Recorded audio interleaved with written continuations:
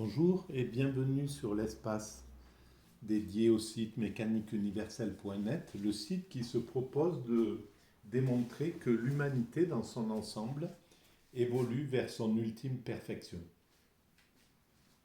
Nous travaillons tous, sans le savoir, à construire cet état de perfection, d'ultime perfection, parce que le monde est toujours parfait au présent tout en étant perfectible, mais on construit cet état de perfection indépassable qui se réalisera dans quelques siècles. Et il faut encore quelques siècles d'évolution, peut-être 3, 4, 5 siècles, ou peut-être 10 siècles, on ne sait pas. Mais en tout cas, on est euh, sur cette activité. On construit cela sans s'en rendre compte. Et on construit ça depuis que nous nous sommes séparés des autres primates, c'est-à-dire il y a quelques millions d'années en arrière. Et donc, depuis, l'humanité, progressivement, de découverte en découverte, d'évolution en évolution, euh, progresse sur tous les plans, sur la maîtrise progressive du comportement, sur la maîtrise progressive de l'environnement et sur la maîtrise progressive du questionnement.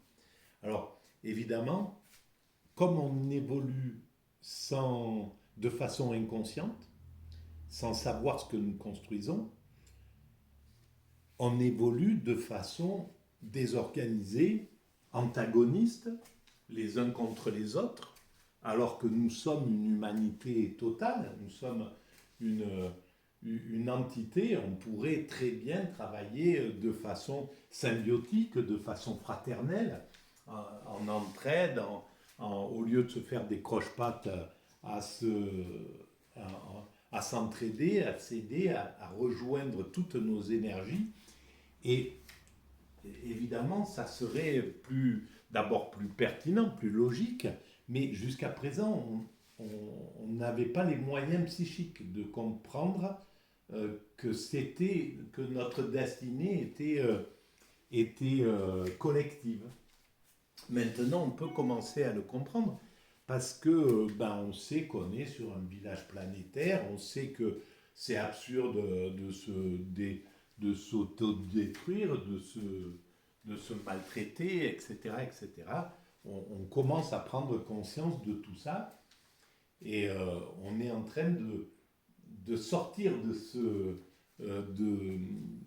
cet esprit primate, parce que c'est l'esprit primate qui est en compétition, qui est dans un système dominant-dominé, dans un système d'affirmation aux dépens d'autrui, etc. C'est ce que nous avons conservé de nos origines. Mais c'est ce que nous cherchons aussi à extirper doucement. Ça sera résolu. Il faudra encore quelques siècles d'évolution, mais nous résoudrons cela. Donc, nous atteindrons la paix universelle, la fraternité. C'est un peu comme ça que je vois cette finalité de l'humanité. La paix universelle, la fraternité, un fonctionnement totalement écologique. On vient de commencer à mettre les pieds dans cette nouvelle évolution. On a pris conscience que c'est notre chemin. Et maintenant, on voit bien que la société humaine ne pourra pas faire abstraction de cette évolution vers l'écologique total, etc. Voilà, donc ça c'est la présentation de la théorie qui est en cours sur cet espace vidéo. Alors, si vous pensez que ces points de vue atypiques ont un intérêt collectif, vous pouvez mettre des pouces, vous pouvez vous abonner, ça donne de la visibilité à cette théorie. Vous pouvez mettre des commentaires, j'y réponds généralement tout le temps. Voilà, vous pouvez en parler autour de vous, etc. Alors, pour confirmer, on va dire, cette théorie que j'ai imaginée il y a déjà 23 ans. Elle est sur Internet depuis une vingtaine d'années, un peu plus. Et donc, elle est par écrit. Et dans cet espace vidéo, pour confirmer, je m'appuie sur des écrits, je prends prétexte à la lecture de certains ouvrages que je découvre dans des vides-greniers que j'achète, et je laisse ce qu'on pourrait appeler le hasard, bien que j'essaye d'affirmer, de démontrer qu'il n'y a pas de hasard en réalité. Mais bon, voilà, donc, pour parler plus simplement, des ouvrages que je découvre comme ça au hasard de mes rencontres. Et là, par exemple, on était sur cet ouvrage de Georges Gurvitch, Dialectique et sociologie. Alors la dialectique, c'est un peu une vision justement progressive. On pourrait dire que ma théorie, que la théorie de la mécanique universelle, c'est une théorie dialectique, c'est-à-dire qui pense qu'il y a une évolution et que cette évolution a un sens, un but, une finalité. En fait, c'est ça. Ça serait ça, la dialectique. Et là, après avoir vu la dialectique chez Platon, puis chez Plotin, puis chez Damascius, Denis l'Aréopagite, c'était la dialectique mystique négative. Après, ça a été la dialectique de Kant, la vidéo précédente, et là, on est sur la dialectique de Fichte. Alors, je commence à lire, et puis je découvre en même temps, et puis je commente éventuellement, ou je dérive, on va dire, pour ne pas dire délirer, je délire sur autre chose. Alors, le premier post-kantien d'envergure, et de très grande envergure, c'est J.G. Fichte, 1762-1814. Il reprend le fil de la dialectique sur une nouvelle base. Il est le premier à avoir constaté que le foyer de la dialectique, en tant que mouvement réel, réside dans la société. C'est la société tout entière. Ce qu'il appelle la société, je l'appelle l'humanité aujourd'hui. À l'époque, c'était légitime qu'il parle de la société. Tout n'avait pas été complètement ouvert. Mais je pense qu'il pensait en même temps à la société humaine. C'était de ça dont il semble, à mon avis, parler. Il s'appuie d'abord sur un moralisme spéculatif lié à un humanisme réaliste et héroïque, dont le mouvement est dialectique. La méthode dialectique n'étant que la manière pour l'humanité de se saisir elle-même. Et en fait, la dialectique, si c'est la dialectique intellectuelle,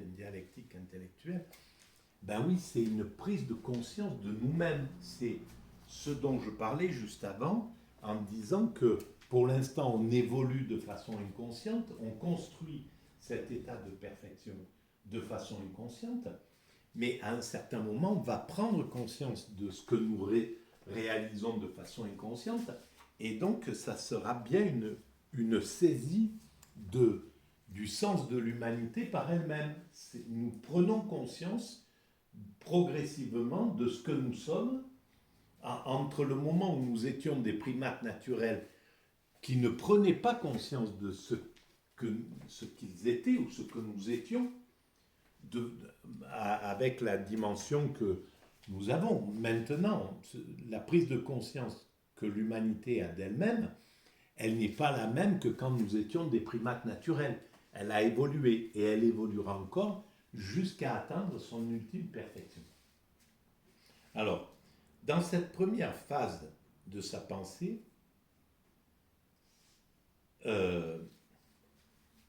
sa terminologie, opposition du moi et du non-moi, levée par un moi pratique, d'abord, par un moi pur ensuite, s'élevant finalement vers le moi absolu. Alors tout ça c'est très compliqué, la façon dont écrit Georges Gurvitch est une façon universitaire, une façon philosophique et avec beaucoup de termes qui sont compliqués. Mais bon, voilà, c'est pour ça que j'ai une vision un peu euh, hypermétrope de la chose. Je comprends pas tout, mais je comprends, il me semble comprendre au moins le, l'intime de ce qui est dit. Alors, la morale concrète de Fichte, 1925, nous avions cherché à montrer, alors ça c'est dans un livre qu'il avait écrit, à montrer qu'aucun des moi distingués par Fichte n'était des moi individuels, mais moi collectifs, et avoir traversé une crise consistant à réduire la méthode dialectique, oh là là, c'est trop compliqué là, à une orientation agnostique et fidéiste. Fichte était arrivé dans la dernière phase du développement de sa pensée à la distinction d'une double direction de la méthode dialectique. Bon, ça je vais passer. Euh, alors, dans une lettre très impressionnante, écrite à un correspondant suisse, Baggesen, en 1795, Fichte déclare que son rejet des prémices dogmatiques de la philosophie kantienne était lié à l'humanisme réaliste et héroïque de la Révolution française. Et c'est là où la Révolution française a eu un impact énorme sur la philosophie. D'un seul coup, l'histoire faisait une rupture, et nous sommes en train de vivre la même. L'histoire, à ce moment-là, faisait une rupture, et donc évoluer, montrer son évolution, une évolution brutale. Pendant des siècles, c'était l'aristocratie qui, qui entraînait l'humanité, on va dire, qui traçait la route de l'humanité. Et puis d'un seul coup, le peuple se révolte, renverse ce système et passe à un système au-delà, au-dessus de ça. Et même dans les régimes précédents, il y avait toujours une évolution. Mais là, d'un seul coup, c'était une évolution brutale qui ne pouvait que toucher tout de suite les consciences humaines. Les hommes, les penseurs de l'époque ont vu dans cette aventure, dans cette révolution, euh, un saut vers l'avenir. Même si, bon, on sait qu'il y a un côté négatif à la Révolution française, évidemment. Donc, il continue. Mon système, dit-il, est le premier système de la liberté, parce que c'est une libération de l'humain, la Révolution française. Ils amènent l'idée de la liberté sur le devant de la scène. La liberté pour les hommes, pour ceux qui étaient opprimés, etc., etc. Donc il y a cette idée de liberté qui arrive. De même que la nation française délivra l'humanité des chaînes matérielles, mon système la délivre du joug de la chose en soi. Et ses premiers principes font de l'homme, un être autonome. La doctrine de la science est née durant les années où la nation française faisait triompher, à force d'énergie, la liberté politique. Elle est née à la suite d'une lutte intime avec moi-même et contre tous les préjugés ancrés en moi.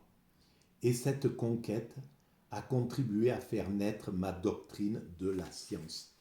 Donc il a dû lutter contre ses propres préjugés. C'est ça qui est extraordinaire, c'est que d'un seul coup, cette révolution française a révolutionné aussi les esprits des penseurs de l'époque. Voilà, elle a terrassé les anciennes pensées qu'un penseur comme Fichte pouvait avoir pour d'un seul coup le projeter dans une autre dimension. Je dois à la valeur de la nation française d'avoir été soulevé encore plus haut. Je lui dois d'avoir stimulé en moi l'énergie nécessaire à la compréhension de ses idées, pendant que j'écrivais un ouvrage sur la Révolution, les premiers signes, les premiers pressentiments de mon système surgirent en moi comme une sorte de récompense. C'est quand même, c'est la lettre qu'il a écrite donc à un de ses amis en 1795, quelques années pendant la Révolution en fait. Mais voilà, la Révolution avait été consommée. Et là, on voit à quel point l'impact de l'évolution des politiques peut avoir sur l'évolution philosophique. Et là, actuellement, quand je dis que nous sommes dans un mouvement comme ça, c'est l'Afrique qui se libère. C'est l'Afrique qui se fédère. C'est l'Afrique qui prend conscience d'elle-même, qui prend conscience de l'oppression qu'elle a vécue, qui prend conscience du fait qu'on a utilisé le divisé pour régner contre elle, etc., etc. Et donc, on est devant un gros bouleversement de la société. Et évidemment, ce bouleversement qu'on est en train de vivre va impacter toute la pensée, va impacter les philosophes, va impacter... Il y a tout un tas de philosophes qui sont du côté du réactionnaire encore, qui sont encore du côté de ben oui, on doit l'Occident ne doit pas se laisser faire, il doit, etc. Il doit continuer à être le leader, il doit continuer à imposer sa vision, etc. Et ben devant l'adversité, ces penseurs, ces philosophes vont être obligés de passer sur un autre modèle. Et c'est ce qu'on va, on va voir voilà, du côté occidental, la philosophie va devoir évoluer. Voilà, c'est mon point de vue. Et brutalement, va devoir évoluer brutalement. Tous ceux qui ont soutenu, tous ceux qui soutiennent le principe hégémonique plutôt que le principe de partage du leadership, dont pour ma part, je préconise depuis 20 ans déjà, que je pense que l'Occident avait tout intérêt à partager le leadership plutôt que de continuer à vouloir être dans un système hégémonique, rester sur le système du gendarme du monde, celui qui distribue les bons points, les mauvais points, qui met telle ou telle personne en quarantaine, tel ou tel groupe, qui isole tel ou tel groupe, qui met des sanctions à droite, à gauche, etc. Et selon son bon vouloir, qui décide des guerres, même en abusant l'ONU, par exemple.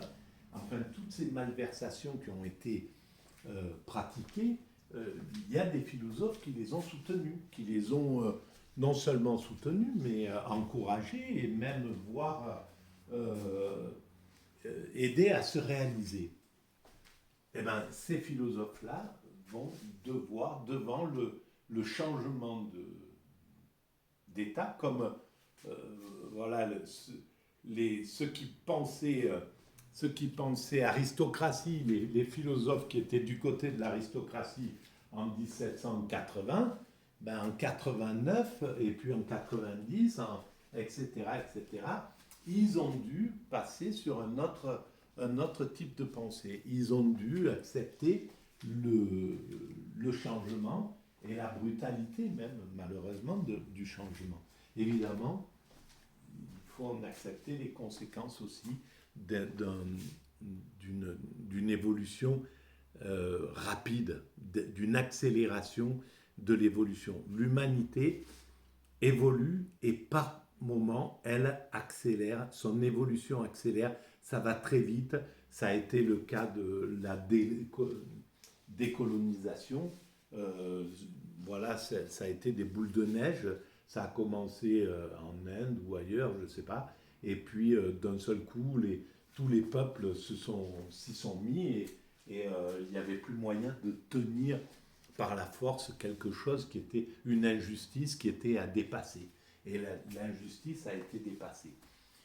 il n'empêche que derrière, il y a eu un modèle néocolonial qui s'est imposé. Et aujourd'hui, ben, ce modèle néocolonial est en train d'être dépassé à son tour. Voilà. Alors ça veut dire qu'il fallait passer par ces étapes. C'était comme ça que l'évolution de l'humanité devait se faire. Quand on regardera les choses avec plus de bienveillance qu'aujourd'hui, eh ben, on pourra se raccorder. Il va peut-être y avoir un moment de bouderie, un moment où on va, où l'Afrique va regarder un petit peu l'Occident et juger l'Occident et juger de façon négative. Et c'est légitime pendant un temps, le temps que l'Occident fasse son mea culpa. Et puis après, la fraternité revient. C'est comme après la guerre 39-45, et ben quelques décennies après, la fraternisation entre l'Allemagne et la France, c'est à nouveau pratiqué. Voilà.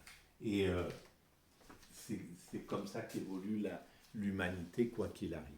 Alors, je vais arrêter là pour cette vidéo et je continue Fichte dans la prochaine vidéo. Merci de votre écoute.